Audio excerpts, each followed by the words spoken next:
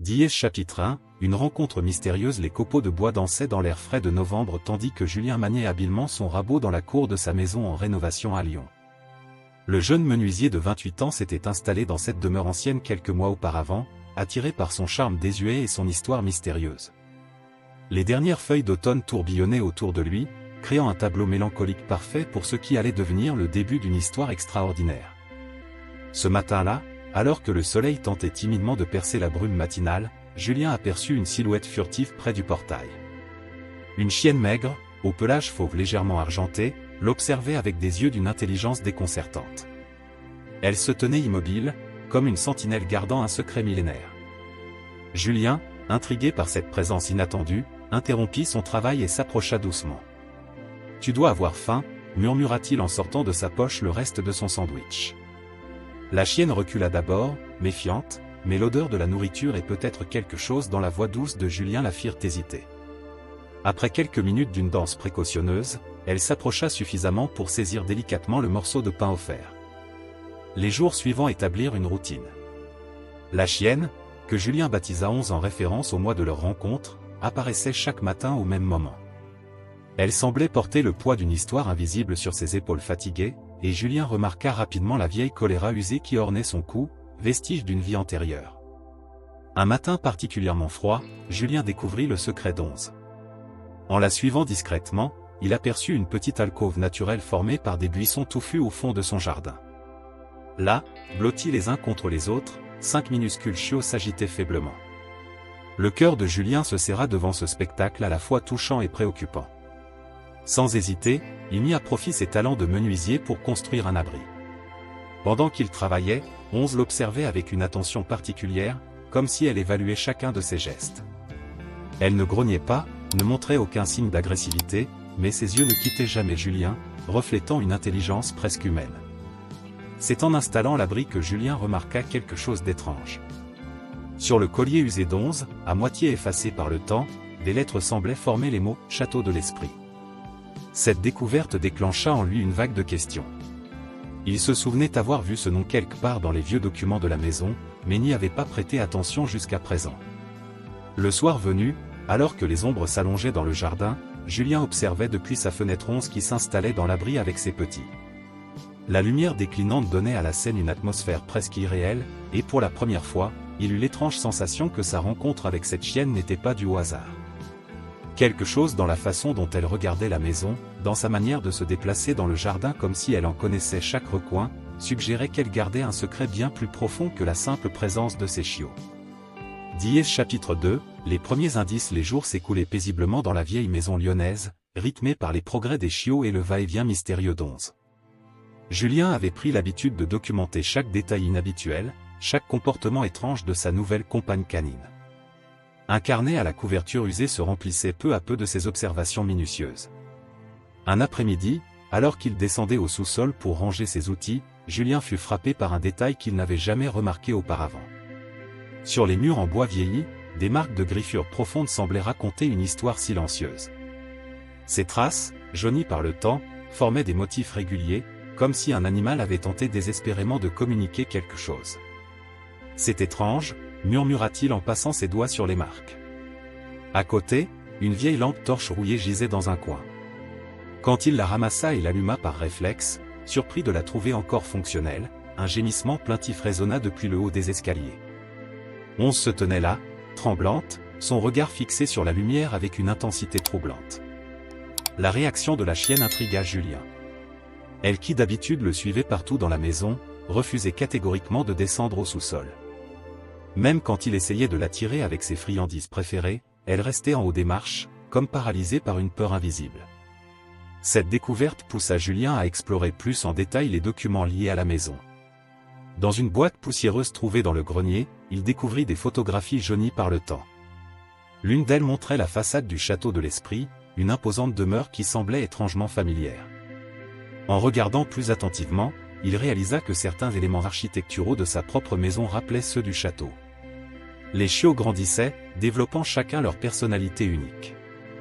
Mais l'un d'eux, le plus petit, à la tache blanche en forme d'étoile sur le front, manifestait un comportement particulier. Julien l'avait surpris plusieurs fois, assis devant le mur du fond du jardin, aboyant vers quelque chose d'invisible. À ces moments-là, Onze accourait toujours, comme pour le faire taire. Un soir, alors que la pluie battait contre les fenêtres, Julien entendit un bruit étrange venant du jardin. En sortant sous son parapluie, il aperçut Onze qui creusait frénétiquement près du mur. À ses côtés, le petit chiot à l'étoile l'aidait avec enthousiasme.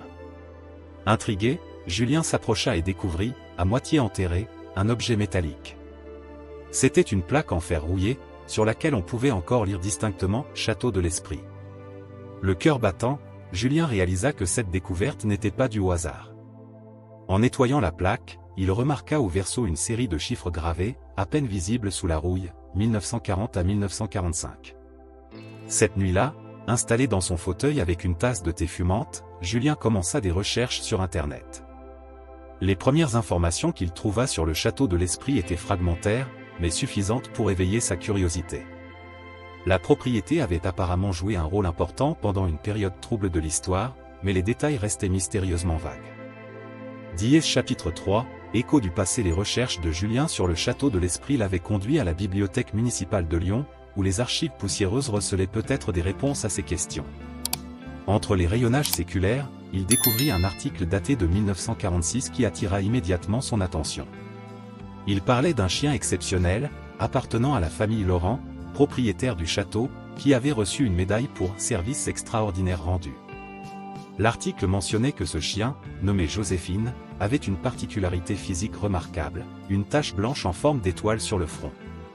Julien sentit un frisson parcourir son échine en pensant au petit chiot d'Once qui portait exactement la même marque. La coïncidence semblait trop parfaite pour en être une. De retour chez lui, Julien remarqua un changement dans le comportement d'Once. Elle passait de plus en plus de temps près du mur où la plaque avait été découverte, comme si elle attendait quelque chose. Les chiots, maintenant assez grands pour explorer le jardin, semblaient partager une fascination particulière pour cet endroit. Un après-midi, alors qu'il travaillait dans le jardin, Julien fut interrompu par des aboiements excités.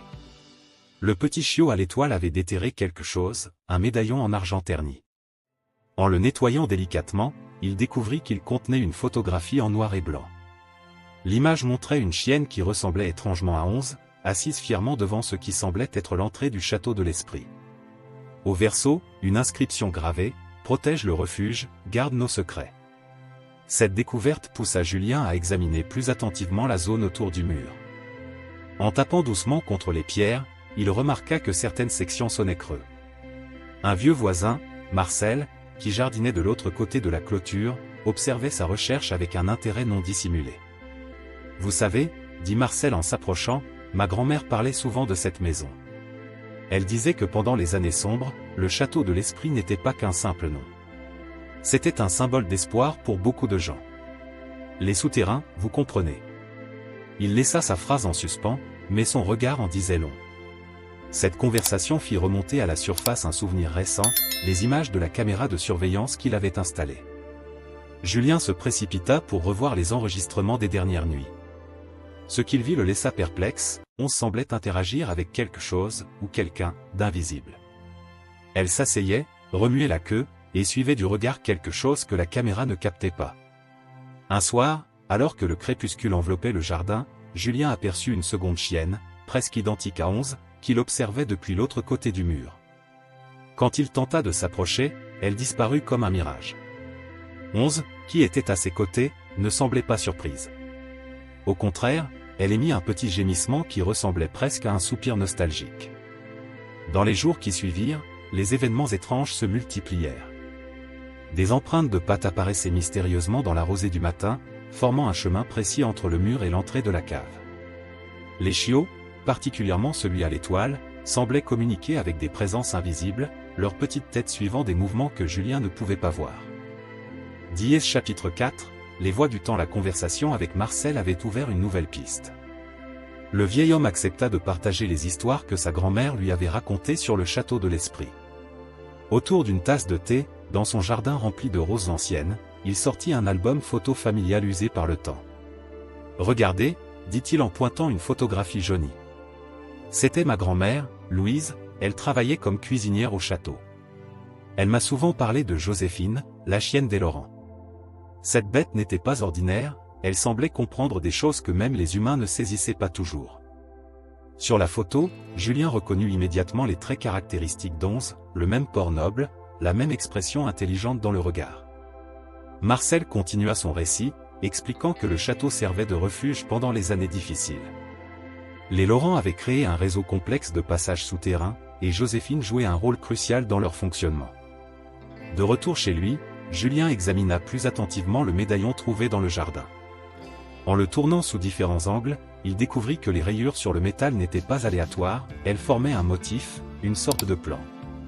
Les lignes semblaient correspondre à l'agencement de sa propriété et des terrains environnants. Cette nuit-là, un orage violent s'abattit sur Lyon. Les éclairs illuminaient sporadiquement le jardin, créant des ombres dansantes sur les murs. Julien observait depuis sa fenêtre quand il aperçut quelque chose d'extraordinaire. Dans la lueur des éclairs, plusieurs silhouettes canines semblaient se mouvoir dans le jardin, apparaissant et disparaissant avec la lumière. Onze se tenait au milieu d'elles, comme si elle participait à une réunion secrète. Le lendemain matin, intrigué par ce qu'il avait vu, Julien décida d'explorer plus en détail le sous-sol de sa maison. Armé de sa lampe torche, il remarqua que les marques de griffures sur les murs formaient un motif régulier, presque comme un message codé. En les suivant, il découvrit que certaines pierres du mur sonnaient différemment lorsqu'il les tapait. Les chiots, maintenant plus grands, manifestaient des comportements de plus en plus intrigants. Ils se rassemblaient souvent en cercle dans le jardin, leur museau pointé vers un point invisible. Le petit à l'étoile, en particulier, semblait avoir hérité d'un don spécial. Il s'arrêtait parfois brusquement, comme s'il écoutait des voix que personne d'autre ne pouvait entendre. Un après-midi, alors qu'il rénovait une partie du jardin, Julien découvrit une cavité sous une dalle descellée. À l'intérieur, enveloppé dans un tissu préservé par la sécheresse du lieu, se trouvait un journal intime daté de 1944. Les pages, écrites d'une main tremblante, racontaient l'histoire du réseau secret du château de l'Esprit et le rôle extraordinaire que jouait Joséphine. Le journal mentionnait que la chienne avait développé un système pour guider les gens en sécurité à travers les tunnels. Elle semblait capable de percevoir les dangers avant qu'ils n'arrivent, comme si elle possédait un sixième sens. Plus Julien lisait, plus les similitudes entre Joséphine et Onze devenaient évidentes. Même leur manière de se comporter dans certaines situations était identique. Diès chapitre 5, l'héritage des gardiens. La lecture du journal avait bouleversé Julien. Les pages jaunies révélaient que le château de l'Esprit n'était pas qu'un simple refuge, mais le cœur d'un réseau complexe de protection. Les Laurent avaient créé un système élaboré où les chiens, génération après génération, jouaient un rôle crucial de gardien. Un passage en particulier attira son attention: Joséphine n'est pas la première, et ne sera pas la dernière. Les gardiens se transmettent le flambeau, protégeant les secrets et les âmes des lieux sacrés. La marque de l'étoile est leur signe distinctif, un héritage qui traverse le temps. Cette révélation donna un nouveau sens à tout ce que Julien avait observé. Les comportements mystérieux d'Onze, la tache en forme d'étoile sur le front de son chiot, les apparitions nocturnes, tout s'inscrivait dans une continuité historique plus vaste qu'il n'aurait pu imaginer. En réexaminant le médaillon à la lumière de ces nouvelles informations, Julien découvrit que les rayures formaient plus qu'un simple plan. En superposant le motif sur une carte moderne de Lyon, il réalisa que sa maison se trouvait exactement au point de convergence de plusieurs anciennes routes d'évasion. Marcel lui apporta une nouvelle pièce du puzzle sous la forme d'une lettre que sa grand-mère avait précieusement conservée. Elle était signée par Madame Laurent et datée de 1945, les gardiens continueront leur mission bien après nous. Ils se reconnaîtront entre eux, portant dans leur sang la mémoire des lieux et le devoir de protection. Le temps n'a pas d'emprise sur leur engagement. Cette nuit-là, un événement extraordinaire se produisit. Alors que Julien travaillait tard dans son atelier, il entendit une mélodie étrange venant du jardin. En sortant, il vit Onze et ses chiots assis en cercle autour d'une forme lumineuse qui semblait émaner du sol. Le petit à l'étoile se tenait au centre, son pelage brillant d'une lueur argentée sous la lune. La scène était à la fois surréelle et profondément émouvante. Les chiens semblaient participer à une sorte de rituel, une transmission de connaissances ancestrales. Julien comprit alors qu'il n'était pas simplement tombé par hasard sur une chienne errante et ses petits. Il était devenu le témoin, et peut-être même le gardien humain, d'un héritage spirituel qui traversait les âges. En observant la scène, des détails jusqu'alors insignifiants prirent tout leur sens. Les trajets quotidiens d'Onze dans le jardin suivaient exactement le tracé des anciens tunnels. Les endroits où les chiots s'arrêtaient pour écouter correspondaient aux points stratégiques du réseau historique. Même les moments où on semblait interagir avec des présences invisibles suggéraient une connexion continue avec les gardiens du passé. Le lendemain matin, Julien trouva sur le pas de sa porte un nouvel objet, une clé ancienne, patinée par le temps, que ni lui ni les ouvriers n'avaient jamais vue auparavant. Elle portait les mêmes initiales que celles gravées sur le médaillon. En la prenant dans ses mains, il sentit qu'il touchait au but, que le mystère du château de l'esprit était sur le point de lui livrer son secret final. Diès chapitre 6, la révélation. La clé ancienne s'ajustait parfaitement dans une serrure dissimulée derrière une pierre descellée du sous-sol, exactement à l'endroit où les marques de griffure étaient les plus prononcées. En la tournant, Julien entendit un mécanisme s'enclencher. Une portion du mur pivota silencieusement, révélant un passage étroit.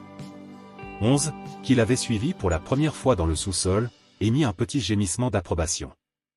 Le chiot à l'étoile, désormais assez grand pour descendre les escaliers, se tenait à leur côté, ses yeux brillant d'une lueur particulière dans l'obscurité. Le passage débouchait sur une petite pièce circulaire, parfaitement préservée. Sur les murs, des fresques racontaient une histoire extraordinaire, celle des gardiens canins du château de l'esprit. Les peintures montraient des générations de chiens, tous marqués de l'étoile distinctive, guidant et protégeant les habitants de Lyon à travers les époques. Au centre de la pièce, un piédestal supportait un livre relié en cuir. En l'ouvrant délicatement, Julien découvrit qu'il s'agissait du journal complet de Madame Laurent. Les premières pages révélaient enfin toute la vérité. Le château de l'esprit n'était pas qu'un simple nom, mais une lignée ancestrale de chiens doués de capacités extraordinaires, transmettant leurs dons de génération en génération. Les gardiens, écrivait Madame Laurent, ne sont pas de simples animaux. Ils sont les protecteurs de l'esprit même de notre ville, les gardiens de ses secrets et de son histoire. Chaque génération porte la marque de l'étoile, signe de leur mission sacrée. Ils apparaissent quand le besoin s'en fait sentir, guidés par une sagesse qui dépasse notre compréhension. Julien comprit alors qu'Onze n'était pas venue à lui par hasard. Elle avait reconnu en lui un nouveau gardien humain, quelqu'un capable de comprendre et de protéger leur héritage. Les chiots, en particulier celui marqué de l'étoile, représentaient la continuité de cette lignée extraordinaire. Dans un coin de la pièce, une petite fontaine coulait encore, alimentée par une source souterraine. L'eau cristalline semblait luire d'une lumière propre. Onze s'en approcha et but quelques gorgées, suivi par son chiot étoilé. Leurs silhouettes semblèrent alors se démultiplier, comme si tous les gardiens du passé se manifestaient à travers eux. Le journal expliquait que chaque génération de gardiens avait pour mission non seulement de protéger les lieux physiques, mais aussi de maintenir vivante la mémoire des actes de courage et de bonté qui avaient marqué l'histoire de Lyon. Les apparitions mystérieuses, les comportements étranges, tout prenait enfin sens.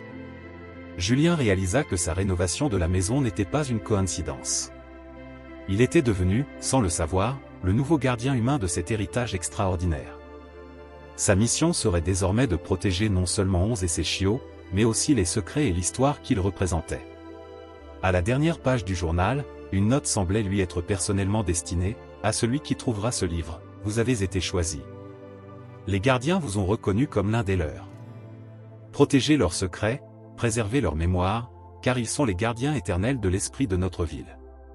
Fin de l'histoire. Chers auditeurs, l'histoire d'Onze et de Julien nous rappelle que certains mystères transcendent le temps, que certains liens sont plus profonds que ce que nos yeux peuvent voir. Si vous avez été touché par cette histoire des gardiens du château de l'esprit, nous vous invitons à rejoindre notre communauté de conteurs et d'amateurs de mystères. Une playlist spéciale de récits sur les gardiens extraordinaires de notre histoire vous attend. Vous la trouverez en cliquant sur le lien à gauche. N'oubliez pas de vous abonner à notre chaîne et de laisser un « j'aime » si cette histoire vous a ému. Partagez dans les commentaires vos propres histoires de rencontres mystérieuses avec des animaux extraordinaires. Chaque jour, nous explorons ensemble ces mystères qui donnent un sens plus profond à notre existence. À très bientôt pour de nouvelles aventures.